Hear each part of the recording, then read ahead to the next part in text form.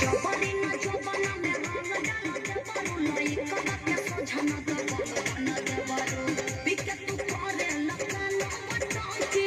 आदमी हवा के के अरे सुना रही पिचुकारी तोहर मुर्दा बा इलंको डोंट टच माय माता। अरे हट हट हट तेरा माई के लगावे दे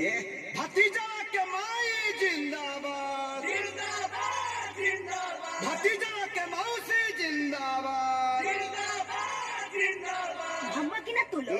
भतीजा तोर माई जिंदाबाद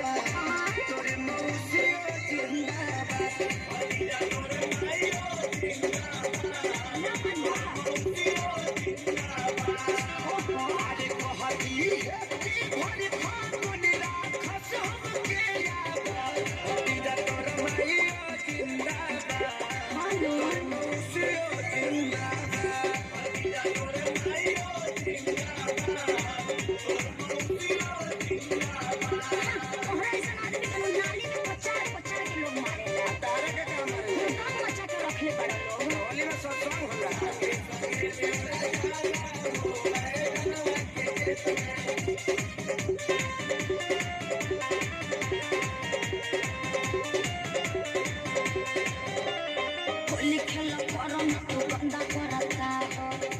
चिल्लालो ना हम मुखिया के चुनाव इतना निमन का रखले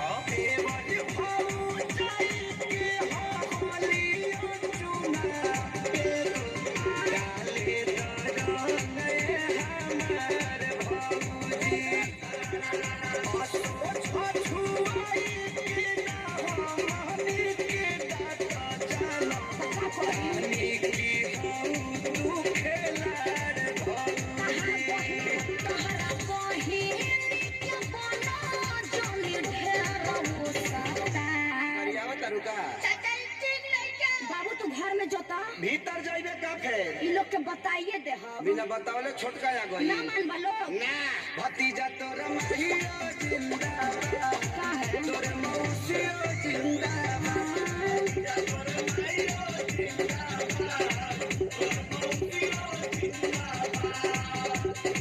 सर में वो कार्य करते ना तुम सोनो भैया के देख के तनी सीख गई बानी